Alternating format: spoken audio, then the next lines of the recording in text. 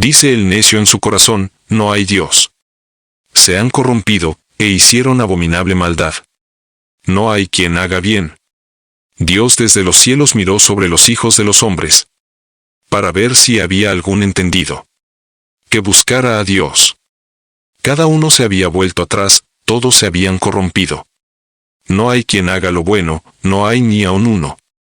No tienen conocimiento todos los que hacen iniquidad, que devoran a mi pueblo como si comiesen pan.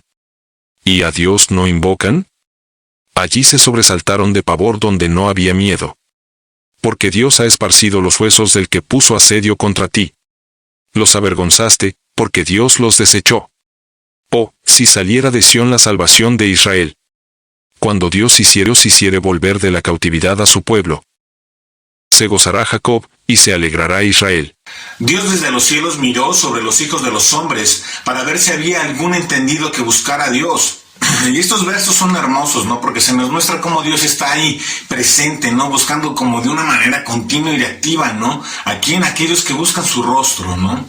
Y aunque el hombre, sí, es con una naturaleza caída, ¿no? Porque el pecado entró en la vida del hombre y con acarreó la muerte, como bien lo veíamos el día martes con la exposición de nuestro hermano Jerry, ¿sí? Del libro de Ramos, ¿sí? Podemos nosotros entender que todavía está buscando a aquellos, ¿no? Que buscan la salvación, ¿no? Que buscan, sí, amar a Dios, que buscan, sí, la justicia, ¿no? Dios es cuando va a mostrarse a través de su gracia, ¿sí? Y vamos a poderlo encontrar. Dios es realmente accesible. Dios no se oculta, al contrario, se está mostrando de una manera activa a cada uno de nosotros y buscando a aquellas personas que le aman, que le siguen, que son fieles a Él, ¿sí? Y es que esto es algo que nosotros debemos de tener claro, ¿no? Dios se mete en la vida del hombre. Dios no es alguien que esté inerte viendo desde fuera y pensando, pues si hace las cosas chido y si no, pues ya ni modo, ¿no? No, Dios es un Dios de amor que busca activamente tener una relación contigo, ¿sí? Así que el primer paso que debes de dar es buscar a Dios, ¿sí? Y tú puedes decir, bueno, Dani, ¿cómo lo puedo buscar? Lo puedes buscar a Dios a través de la lectura de la Biblia, ¿no? Entonces, el primer paso que debes de hacer es buscar una Biblia, ¿no? ¿Cómo lo puedo buscar, Adán? No, pues también puedes buscarlo orando, ¿sí? Si tú no oras, ¿sí? No tienes una relación con Él. Y esto es claro, ¿sí? Las relaciones se cultivan siempre. Así que pongamos atención en estas cosas, ¿no?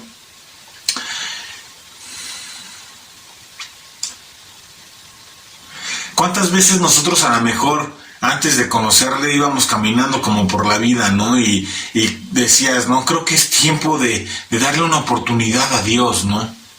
Cuando realmente era todo lo contrario, ¿no? Dios en su infinita gracia siempre nos estuvo buscando, ¿no? Y llegó a alumbrarnos el entendimiento y decimos, oh, entonces hay algo más, ¿no?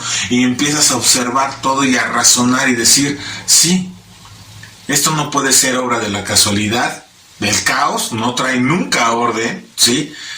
Porque eso es la teoría del Big Bang, es un completo caos, una explosión es un completo caos, ¿sí? Del cual el hombre se imaginó que venía el orden, pero simplemente es imaginación, ¿no?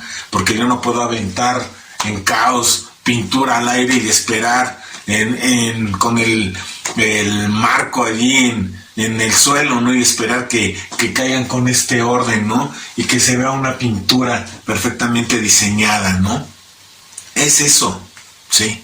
Entonces, llega el entendimiento porque Dios permite que haya ese entendimiento. ¿Por qué? Porque hay una búsqueda activa de Dios por el hombre, porque le ama y busca tener una relación con Él.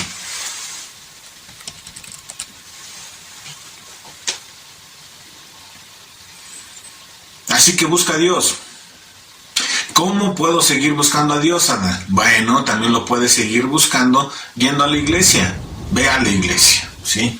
Nosotros estamos ubicados allí en Xonacatepec, aquí en la ciudad de Puebla, en Puebla capital, ¿sí? Estamos en en la calle Volcán de Colima número 5, ¿sí? En Jardines de San José. Te voy a dejar el link en la descripción para que únicamente des clic ahí, ¿sí? Y puedas ver el Google Maps y puedas llegar acá, ¿no? Si tú dices, bueno, es que yo vivo en San Martín, yo vivo en Huejo, pues puedes ir sin ningún problema. Tenemos hermanos que van desde allá, ¿no? Y si tú dices, bueno, es que yo vivo del otro lado, vivo allá por Amozoc, por Chachapa, por Casablanca, pues también puedes ir, porque también tenemos gente que vive de aquel lado y que va a buscar acá en Familia de Dios a Dios, ¿sí? Y si tú dices, bueno, es que yo vivo allá por Tlaxcala, por San Pablo Xochimehuacán, bueno, pues también puedes ir sin ningún problema, ¿sí? También hay gente que va de Cholula, de Cuautlancingo, ¿sí? Entonces, realmente el ir a la casa de Dios te va a traer bendición a tu vida, te va a traer ese alumbramiento y esa sabiduría que nosotros necesitamos tanto para vivir en este mundo, ¿sí? Así que ponte muy abusado y busca activamente a Dios. Verso 3 nos dice, cada uno se había vuelto atrás, todos se habían corrompidos, no hay quien haga lo bueno, no hay ni aún uno. Y esto nos muestra cómo es que la naturaleza humana, ¿no? El pecado entró en la vida del hombre, sí, a través de Adán, al ponerse bajo la autoridad de la serpiente y hacerle caso y de obedecer y de renegar a Dios, ¿no? Porque muchas veces suceden estas cosas, reniegas de Dios, ¿no? Y aunque sabes que Dios es amoroso, tierno y que es incesantemente amable y bondadoso y misericordioso con nosotros, muchas veces somos torpes, ¿sí? ¿Y qué hacemos? Le damos la espalda a Dios. Sí, esto pasó con Adán y Eva, que muchas veces también caemos en el arrepentimiento como sucedió con ellos, ¿no? Pero muchas veces más por las consecuencias que por un acto mismo que surge en nosotros, ¿no? Pero ¿qué pasa? Entra el pecado y vemos cómo hay una naturaleza corrompida, ¿no? Y hay una facilidad de hacer el mal que dices, wow, ¿no? ¿Cómo es esto posible, no? Y lo ves desde los niños chiquitos, ¿no? Con los bebés les dices a un bebé, oye, no vayas a esta área porque acabo de trapear y te puedes caer y te puedes lastimar. ¿Y qué es lo primero que hace el niño? Ahí va para allá, ¿no? Y lo mismo pasa con nosotros, ¿no? Nos dicen, oye, no te cases con yugo desigual. ¿Y qué hacen los chavos? Agarran, van corriendo y se casan con el primer yugo desigual que ven y dicen, ay, es que ahora tengo dolor, tengo tristeza. Pues sí, se te dijo desde un principio que no te cases con yugo desigual y ahí vas tú, ¿no? Como el buey que va a la delantera y el otro a la parte de atrás y se van lastimando, ¿no? Y de uno al otro, ¿no? Y pasa eso. ¿Por qué? Pues porque no son un yugo igual, ¿no? Y aunque Dios nos lo advierte, ahí vamos nosotros, ¿no? Y así nos suceden varias cosas, ¿no? Nos dice, oye, no te divorcies, ¿no? Y ahí te vas, te divorcias y ahora tienes todas las consecuencias. Tenemos una facilidad para hacer lo malo, ¿sí? Nuestra naturaleza muchas veces nos lleva a eso, ¿no? ¿Por qué? Porque trae placer a nuestra carne, ¿sí? Porque nos sentimos bien, ¿sí? Nos sentimos a gusto, ¿sí? Aunque después de estas cosas, ¿qué pasa? Sientes un gran vacío y una necesidad, ¿no? He platicado con muchas personas, ¿no? Y algunas me decían, es que yo viví una vida totalmente desenfrenada en lo sexual, ¿sí? Dicen, me acostaba con las chavas y ¿qué es lo que después pasaba? Sentí un gran vacío en mi corazón, una gran necesidad que tenía yo ahí y yo no sabía qué era, ¿no?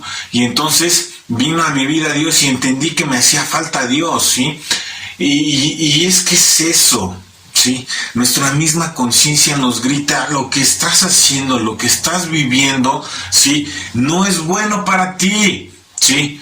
Pero como a nuestra carne le causa placer, ¿sí? Hay gente que tiene placer drogándose, hay gente que tiene placer bebiendo, viviendo una vida desenfrenada en lo sexual, ¿sí? Hay gente que vive feliz apostando, o sea, realmente cae esa felicidad, ¿no? En la misma carne, ¿no? Y se va alimentando el pecado en la vida y va creciendo y creciendo y creciendo, ¿no? Hasta que todas las obras que haces ya son malas, ¿no? ¿Por qué? Porque te va inmiscuyendo y robando, ¿no? Y vemos cómo es esta bolita de nieve, ¿no? Primero vas diciendo mentiras, después engañas a tu cónyuge, después te das cuenta que ya no solamente lastimaste a tu cónyuge, sino a tus hijos, y los sigues lastimando, y es algo que es tremendo, ¿no? O aquel que se droga, ¿no? Prueba la droga, le causa placer, empieza a robar en su casa para conseguir la droga, esto le trae problemas, va a dar a la cárcel por robo, y así, ¿no? Y vas viendo esos efectos bola de nieve, ¿no? Y es que eso es lo que hace el pecado, y que las obras se van haciendo malas y malas, y todo lo que vamos haciendo está mal, ¿no? Y es algo que es visible y es real, no nos podemos esconder, ¿sí? Pero hay esa facilidad. Ahora bien, nuestro hermano Jerry, ¿sí?, nos explicó de una manera muy completa que la paga del pecado es que la muerte, ¿sí? Y que eso nos va a traer únicamente pesar a nuestra vida. Así que esto es algo que hay que corregir y es necesario. Si no viste ese mensaje, también te lo recomiendo, te lo voy a dejar en la tarjeta de acá, ¿sí? Es el último mensaje, sí, de esta serie de Amós. Sí, de todos modos también te lo voy a dejar al final de la pantalla para que lo puedas checar, ¿va? Verso 4 nos dice: no tienen conocimiento todos los que hacen iniquidad, que devoran a mi pueblo como si comiesen pan y a Dios no invocan, ¿sí? ¿Qué sucede aquí? David primero consideró, ¿no?, la profundidad de la caída del hombre, ¿no? Y ahora se ocupa, ¿sí?, no solamente de lo que pasa en la humanidad general, sino el destino bien particular de su pueblo, ¿no? En un mundo que es tan caído, que está tan corrompido, ¿sí?, donde el pueblo de Dios parece que es débil, ¿no? ¿Ante quién? Ante el necio, ¿no? Pero David entendía que son los que hacen la iniquidad los que realmente no tienen un conocimiento y no se dan cuenta de esa gran debilidad que tienen al no tomarse de la mano de Dios. Y esto es algo que tenemos que entender, ¿sí? Muchas veces nosotros pensamos que el pecado únicamente en lo particular nos va a hacer daño, pero esto no es así. Impacta a los que nos rodean, ¿sí? El pecado tiene que ser algo que podamos alejar. Si tú amas a tu cónyuge, si tú amas a tus hijos, si tú amas a tu familia, entonces vas a hacer al pecado a un lado, ¿sí? ¿Para qué? Para que no traiga consecuencias a ti y a los que te rodean, ¿sí? Y sigamos con los ejemplos que hemos tomado, ¿no? El divorcio causa dolor a la misma familia. Las drogas causan dolor a la familia, no son solamente al que se droga, sino al padre y a la madre. Es muy triste ver cómo hay papás y mamás que están sufriendo por estas cuestiones, de cómo hay indolencia en el corazón, que dices, bueno, ¿qué onda? Nada más estás pensando en ti, pero piensa en tus padres un poquito, ¿no? Porque realmente es algo que es terrible y tremendo. Y cuando hay esos padres que son amorosos, están buscando una y otra vez la forma de poder ayudar y corregir ese vicio que existe en sus hijos, ¿no?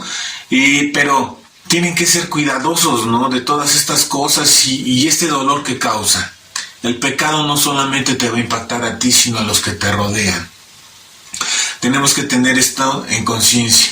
Y no hay debilidad en buscar y conocer a Dios y tomarse de Él y tener una dependencia de Él, porque muchas veces creemos que la dependencia de Dios es algo como debilidad, y no es así. Simplemente el tener esa dependencia de Dios nos va a llevar a buscar su conocimiento, ¿no? No es como muchas veces la gente se lo imagina, dice, es que tú estás dependiendo de Dios como si las cosas te fueran a caer del cielo, ¿no? También tiene ese tipo de choros, ¿no? Y las cosas realmente sí vienen del cielo. Toda buena dádiva procede de Dios y es bueno. ¿Por qué? Porque si digo, bueno, es que si no hay trabajo, ¿quién te va a dar de comer? Dios. Pues sí, ¿por qué? Porque si no hay trabajo, Dios me indica que tengo que ir a trabajar, que le tengo que echar muchas ganas, que debo de pensar en mi familia y que debo de amarlos tanto que no voy a estar de flojo ni voy a estar de holgazán, sino que voy a ir a trabajar, ¿no? Y eso es que proviene del cielo, porque Él instauró su palabra en mí, yo la pongo en práctica y entonces del cielo procede toda bendición, ¿no? Y sí es así. Pero muchas veces la gente de afuera cree que eres débil, que eres tonto, que eres torpe, que no te llega el entendimiento. Porque es increíble cómo el ateo considera que es torpe al que cree en Dios, cuando realmente hay una evidencia que es irrefutable, una evidencia que es abrumadora, ¿sí?, para el conocimiento de Dios, ¿no?